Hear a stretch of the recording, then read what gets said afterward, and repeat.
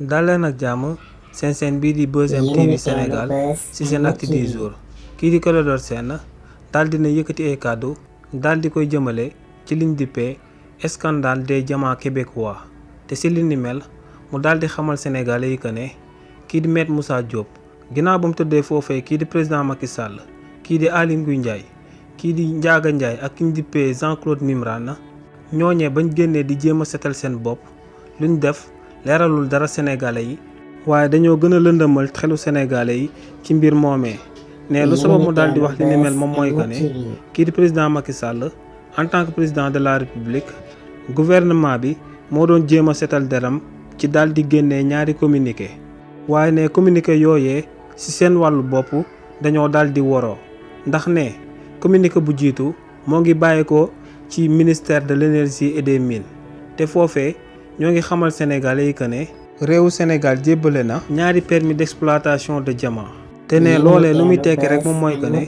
soit réewu Sénégal am na diamant wala soit ñoo ngi saytu ndax réewu Sénégal am na diamant waaye ne ginnaaw ba communiqué boobee njëkk a bàyyeekoo ci gouvernement bi daa am beneen communiqué bu bàyyeekoo waat ci gouvernement bi te li ni mel ki ñu dippee Ousmane Sène di njiital la SOMISEN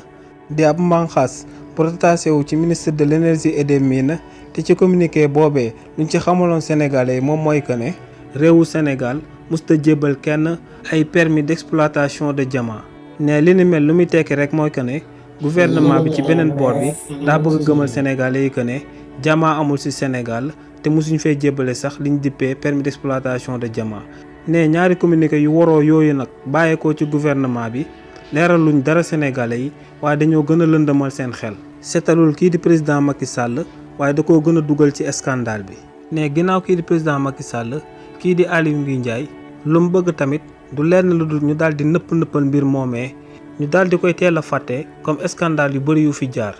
ne lu sabab lu tax mu wax li ni mel moom mooy que ne procédure judiciaire bu tax ñu daal di tëj kii di Maître Moussa Diop ci kaso bi ne loolee moo ngi bàyyeekoo ci kii di Aly Ngouille Ndiaye ndax ne kii di Aly Ngouille Ndiaye moo def luñ dippee soit transmis maanaam moom moo porté plainte ba noppi daal di saisir procureur de la république kookee daal di sàkku ci police ñu ubbi enquête jëmale ci scandale boobee te ne si li ni mel moo ngi dégg kii di Aly Ngouille Ndiaye ci sortie bu mujjee amal mu naan kii di Maître Moussa Diop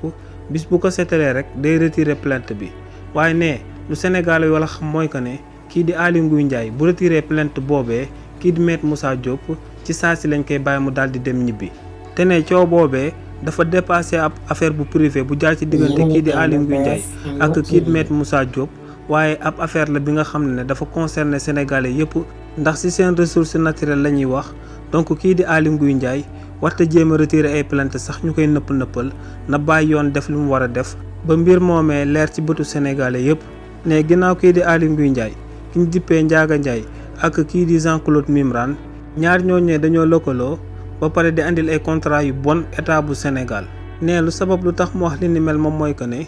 ki ñu dippee Ndiaga Ndiaye homme d'affaires la buy liggéey ak ki ñu dippee Jean-Claude Mimran waaye tamit banquier la te en même temps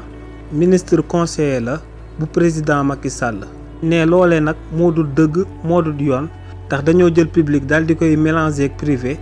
te si li ni mel bu conflit d'intérêt amee rek nit ki sa bopp ngay njëkk a xalaat ne li ni mel moom moo tax kii di Ndiaga Ndiaye ci contrat yu mu fexe ba kii di Jean-Claude Mimran signé kook état bu Sénégal la contrat yooyee mënut a baax ci état bu Sénégal ndax ci li ni mel luy nekk intérêt wu kii di Ndiaga Ndiaye en tant que homme d'affaires mooy que ne kii di Jean-Claude Mimran gën a gagné ci contrat yooyee muy am moom ak état bu Sénégal ne loolee moom moo sabab kii di Jean-Claude Mimran daal di moom 1/5 mu phosphate bu nekk ca Bambey yëpp daal di moom 1/5 ci oru Sénégal bi yëpp ba noppi daal di am permis d'exploitation de zircon ci réew bi di Sénégal ginnaaw kii di Clédor Sène ki ñu dippee Pape Sané di journaliste Walfadjri yëkkati na ay kàddu daal di xamal sénégalais yi que ne liñ dippee diamant depuis 1960 am na entreprise bu génnoon daal di xamal sénégalais yi que ne am na fi ci li ni mel kii di Pape Sané ne état bu Sénégal yàgg na di exploiter ay ressources naturelles ci réew mi di Sénégal ba noppi di ko nëbbu sénégalais yi ne lu tax mu wax li ni mel moom mooy que ne ressource bi ñu dippee pétrole te état bi di soog a wax que ne dafa feeñ ci réew mi di Sénégal ne en réalité liñ dippee pétrole yàgg nañ di ko exploiter ci réew mi di Sénégal ba noppi di ko nëbb Sénégalais yi waaye ne ginnaaw ba usine bu nekk Ngadiaga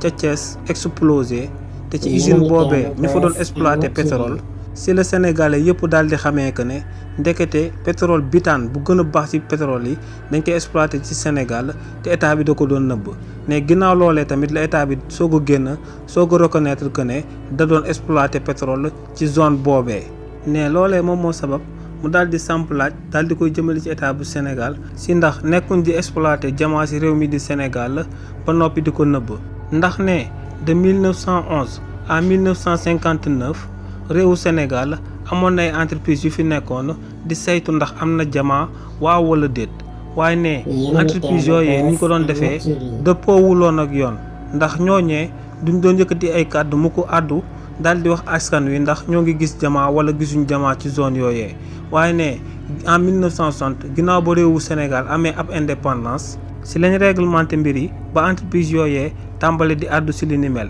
ne si loolee la entreprise bi ñu dippee BRMC daal di xibaar état bu Sénégal que ne zone yi nga xam ne fleuve Sénégal dafa traversé zone yooyee am na ay traces de diamant kii di Pape Sané ne donc depuis 1960 entreprise bi ñu dippee BRMC waxoon na état bu Sénégal que ne réewu Sénégal am na diamant ginnaaw loolee ki ñu dippee professeur Iba Barry Camara di chercheur en droit daal di nay génn daal di xamal Sénégalais yi conséquences yu namm topp kii di Barthélémy Dias si li mu wax que ne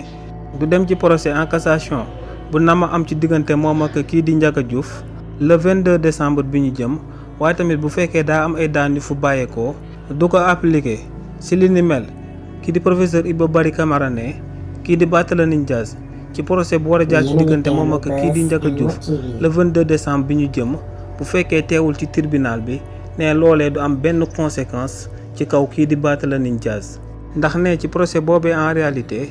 kii di Barthélémy Dias teewee ko wala mu bañ koo teewee loolee amalul benn solo juge yu koy jugé ndax ñooñee dañuy soit dëggal xeetu tuuma yu ñu tegoon ci ndodd kii di Barthélémy Dias soit ñu daal di dàq xeetu tuuma yu ñu tegoon ci ndodd kii di Barthélémy Dias ci procès yu jot a wees si diggante moom ak kii di Ndiaga Diouf ne ginnaaw loolee nag bu fekkee ne dañoo jël xeetu tuuma yu ñu tegoon ci ndodd kii di Barthélémy Dias tegaat ko ci kawam te si li ni mel mu war a jébbal 20 millions famille bu Ndiaga Diouf te ginnaaw loolee kii di Barthélémy Dias ne du amal li ni mel ne kon yoon day sàkku ci police mu amal liñ dippee procédure exécutoire forcée maanaam mu daal di xayma amu Barthélémy Dias ba mu tollook